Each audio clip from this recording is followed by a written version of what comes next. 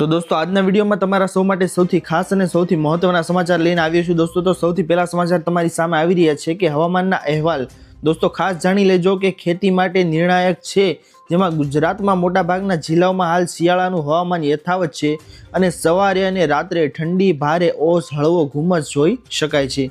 એવામાં દોસ્તો ખેતી પર અસર તમને જણાવીએ તો આવામાં હવામાનમાં ઘઉં, ચણા, જીરું, ધાણા, ડુંગળી માટે સામાન્ય રીતે અનુકૂળ છે, પરંતુ વધારે ભેજથી ફૂગજન્ય રોગોનો ખતરો વધે છે। એવામાં દોસ્તો કૃષિ નિષ્ણાતોની સલાહ એ છે કે સવારે વહેલી સિંચાઈ છે તો તમે ટાળો, બપોર પછી હળવી સિંચાઈ કરો, પાણીનો ભરાવો ન રહે અને રોગ દેખાય તો તરત જ દવા છે તે છાંટો। દોસ્તો હવામાન વિભાગ મુજબ આગામી 4 થી 5 દિવસ સુધી વરસાદની શક્યતા રહેલી છે, જેથી ખાસ માહિતી છે દોસ્તો તમામ ખેડૂતો માટે કે હવામાનના અહેવાલ મુજબ હવે તમારે આ કામગીરી છે દોસ્તો તે આવી રીતે કરવાની રહેશે। જેથી હાલ તમે જોઈ શકો છો દોસ્તો કે અત્યારે વાતાવરણમાં સવારે અને રાત્રે છે તે ઠંડીનું વાતાવરણ છે તે જોવા મળે છે, યથાવત રહેશે। તેવામાં ઘઉં, ચણા, જીરું, ધાણા, ડુંગળી પર અસર પહોંચી શકે છે, જેથી તમારે આ બાબતની ખાસ ધ્યાન રાખવાની રહેશે દોસ્તો। એમાં કૃષિ નિષ્ણાતોની સલાહ છે દોસ્તો જે જણાવી છે કે ભાઈ સવારે વહેલી સિંચાઈ છે તે ટાળવાની છે, બપોર પછી હળવી સિંચાઈ કરવાની છે, પાણી ભરેલું ન રહે અને રોગ દેખાય તો તરત જ દવા છાંટો, તો તમે આ મુજબની કામગીરી કરી અને તમારા પાકની રક્ષા કરી શકો છો। તો ખાસ માહિતી છે દોસ્તો ખેડૂતો માટે। ત્યારબાદની મોટી માહિતી તમારા સામે આવી રહી છે કે રવિ પાકની હાલત ઘઉં, ચણા અને જીરું વિશે।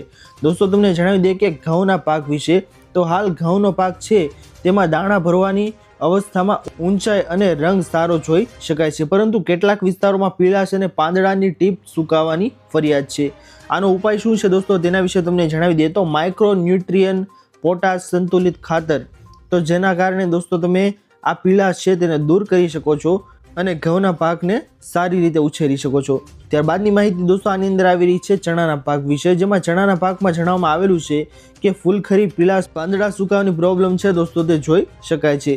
આનું મુખ્ય કારણ ઠંડી અને વધુ ભેજ છે। કૃષિ વિભાગની સલાહ શું છે દોસ્તો આના માટે કે સલ્ફર આધારિત દવા, બોરોન સ્પ્રે, જીવામૃત અથવા તો જૈવિક દ્રાવણ છે તેનો ઉપયોગ કરીને તમે આ પાક છે તેનું રક્ષણ કરી શકો છો। તેના બાદ દોસ્તો આપ સૌને જણાવી દે કે જીરુના પાક વિશે, તો જીરુના પાક માટે હાલનો સમય અતિ મહત્વપૂર્ણ છે। વધારે ભેજથી દોસ્તો જીરુમાં ઝાડા જેવો રોગ છે તે જોઈ શકાય છે, જે જોવાની શક્યતા રહેલી છે। એમાં હળવી સિંચાઈ, પાણી ભરાવું ટાળો અને સમયસર ફૂગનાશક દવા છે તે તમે છાંટો, જેના કારણે દોસ્તો તમે જીરુના પાકની રક્ષા છે તે સારી રીતે કરી શકો છો। તો ખાસ માહિતી આવી ગઈ છે દોસ્તો રવિ પાકની હાલત વિશે, જેમાં ઘઉં, ચણા અને જીરું છે દોસ્તો તેની રક્ષા તમે કેવી રીતે કરી શકો છો તેના વિશેની ખાસ માહિતી જણાવવામાં આવેલી છે દોસ્તો અહીં નિષ્ણાંતો દ્વારા। ત્યારબાદની માહિતી આપ સૌની સામે ખાસ આવી રહી છે દોસ્તો કે માર્કેટ યાર્ડના ભાવ ખેડૂતો માટે મહત્વપૂર્ણ માહિતી આવી રહી છે દોસ્તો કે આજના અંદાજિત સરેરાશ ભાવ છે તે અનાજ વિશે તમને જણાવી દે, જેમાં ઘઉં છે તે 2300 થી 2600 પ્રતિ ક્વિન્ટલ જોવા મળ્યો હતો। ત્યારબાદ મકાઈ છે દોસ્તો તે 2000 થી 2250 જોવા મળ્યો હતો। ત્યારબાદ દાળની વિશે વાત કરીએ દોસ્તો આપ સૌને તો ચણા છે તેની અંદર જેમાં 5200 થી 5800 રૂપિયા છે તેનો ભાવ જોવા મળ્યો હતો માર્કેટ યાર્ડમાં। ત્યારબાદ તુવેર દાળ છે દોસ્તો તેમાં 6800 થી 7500 સુધીનો ભાવ છે તે જોવા મળ્યો હતો। ત્યારબાદ તેલી બીજ વિશે વાત કરીએ ને તમને તો મગફળીમાં 5400 થી 6200 રૂપિયા પ્રતિ ક્વિન્ટલ જોવા મળ્યો હતો અને કપાસની અંદર 6800 થી 7400 પ્રતિ ક્વિન્ટલ છે તે જોવા મળ્યો હતો। એવામાં શાકભાજીની વિશે વાત કરીએ ને દોસ્તો તમને તો ડુંગળીનો ભાવ છે તે 800 થી 1400 રૂપિયા પ્રતિ ક્વિન્ટલ, બટાટા છે તે 700 થી 1200 રૂપિયા પ્રતિ ક્વિન્ટલ અને દોસ્તો આપ સૌને જણાવી દઈએ કે આ ભાવ છે તે માર્કેટ યાર્ડમાં હાલ આજ રોજ જોવા મળ્યા હતા અને આપ સૌને જણાવી દઈએ એ પણ કે આ ભાવ છે દોસ્તો તે જિલ્લા અને ગુણવત્તા મુજબ બદલાતા રહે છે, એટલા માટે આ ભાવ છે તે ફિક્સ નથી। દોસ્તો ખાસ માહિતી છે તમારા સૌ માટે કે માર્કેટ યાર્ડમાં ખેડૂતોને મહત્વપૂર્ણ માહિતી દોસ્તો આ મુજબનો ભાવ છે તે જોવા મળ્યો હતો। ત્યારબાદની માહિતી તમારા સૌ માટે ખાસ કરીને આવી રહી છે દોસ્તો કે ગુજરાત સરકારની નવી ખેતી નીતિ મહત્વપૂર્ણ અપડેટ દોસ્તો જાણી લેજો તમે આજ રોજ કે ગુજરાત સરકારે ખેતી અને ખેડૂત કલ્યાણ માટે નવી નીતિઓ અમલમાં મૂકવાની દિશામાં મહત્વપૂર્ણ પગલાં લીધા છે। સૌથી પહેલા તમને જણાવી દે દોસ્તો કે ખેતી આધુનિકીકરણ નીતિ, દોસ્તો આના વિશે તમને જણાવીએ તો સરકારનો ઉદ્દેશ્ય છે કે ખેતીમાં ટેકનોલોજીનો ઉપયોગ, ઉત્પાદન ખર્ચ ઘટાડવો, ખેડૂતોની આવક વધારવી માટે ડ્રોન સ્પ્રે માટે ઇરિગેશન, ડિજિટલ ખેતી સેવાઓને પ્રોત્સાહન આપવામાં આવી રહ્યું છે, જેના કારણે દોસ્તો સરકારની આ નીતિ છે જેના કારણે ખેડૂતોને ટેકનોલોજીમાં આ બધી બાબતો છે તે આપવામાં આવે, જેમાં ડ્રોન સ્પ્રેથી છંટકાવ માટે ઇરિગેશન ડિજિટલ ખેતી કરી શકે તેના માટે ખેડૂતોને આ પ્રોત્સાહન છે દોસ્તો તે આપવામાં આવી રહ્યું છે. બીજી મહત્વની બાબત આની અંદર આવી રહી છે દોસ્તો કે ખેતી સાધન સબસિડી નીતિ.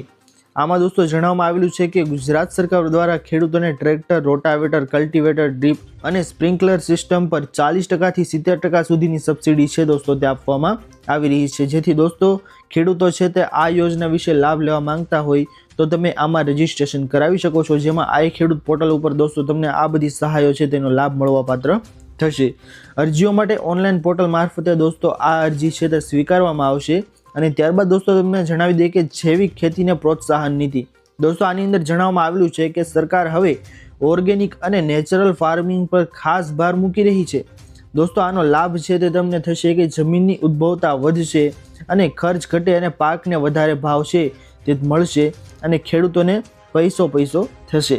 તો ખાસ માહિતી છે દોસ્તો ખેડૂતો માટે કે સરકાર હવે ઓર્ગેનિક ખેતી પર વધારે ધ્યાન આપી રહી છે, જેથી જે કોઈ પણ ખેડૂતો છે જેમને ઓર્ગેનિક ખેતીમાં રસ હોય તે નેચરલ ફાર્મિંગ છે તેનો લાભ ઉઠાવી શકે છે, જેમાં વર્મી કમ્પોસ્ટ, જીવામૃત, દેશી ગાય આધારિત ખેતી માટે સહાય છે દોસ્તો તે આપવામાં આવી રહી છે.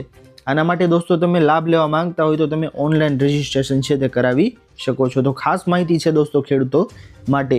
ત્યારબાદની માહિતી આપસોની સામે આવી રહી છે દોસ્તો કે પીએમ કિસાન અને રાજ્ય સરકાર સહાય પીએમ કિસાન યોજના, જેમાં દોસ્તો તમને જણાવી દઈએ કે દર વર્ષે ખેડૂતોને 6000ની સહાય છે તે આપવામાં આવે છે સરકાર દ્વારા પીએમ કિસાન સન્માન નિધિ યોજનામાં, જેમાં 3 હપ્તા મુજબ 2,000ના હપ્તા છે તે 3 આપવામાં આવે છે. ગુજરાત સરકાર દ્વારા ખેડૂતોને સૂચના મુજબ ઈ-કેવાયસી કરાવવું છે દોસ્તો તે ફરજિયાત છે. જો તમે ઈ-કેવાયસી કરાવેલું નહીં હોય ને તો તમને દોસ્તો 2000નો હપ્તો છે આગામી 22મો હપ્તો આવવાનો છે તે તમને મળવાપાત્ર થશે નહીં. બેંક ખાતું આધાર કાર્ડ સાથે આના માટે લિંક હોવું જોઈએ.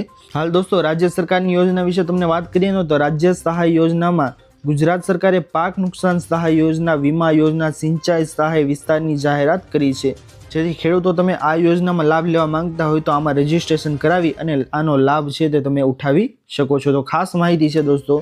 ત્યારબાદની માહિતી તમારા સામે આવી રહી છે કે પશુપાલન અને ડેરી વિકાસ નીતિ. દોસ્તો તમને જણાવી દઈએ કે ગુજરાત સરકાર પશુપાલકો માટે પશુ આરોગ્ય યોજના, રસીકરણ અભિયાન, દૂધ ઉત્પાદન વધારવાની સહાય આપીને ગ્રામ્ય વિસ્તારમાં આવક વધારવાની પ્રયત્ન કરી રહી છે, જેમાં દૂધના ભાવમાં સ્થિરતા, ચારા પર સબસિડી આપી રહી છે સરકાર, જેથી જે કોઈ પણ પશુપાલકો છે તે આ યોજનામાંથી કોઈ પણ યોજનામાં લાભ લેવા માંગતા હોય તો રજીસ્ટ્રેશન કરાવી અને આનો લાભ છે તે મેળવી શકે છે, જેમાં દૂધના ભાવમાં સ્થિરતા અને ચારા પર સબસિડી સરકાર દ્વારા આપવામાં આવે છે. તો ખાસ માહિતી છે દોસ્તો પશુપાલકો માટે, જેમાં ડેરીમાં વિકાસ થશે અને પશુપાલકોની આવકમાં વધારો થશે, તેના માટે સરકાર આ ખાસ માહિતી છે દોસ્તો તે લાવી છે.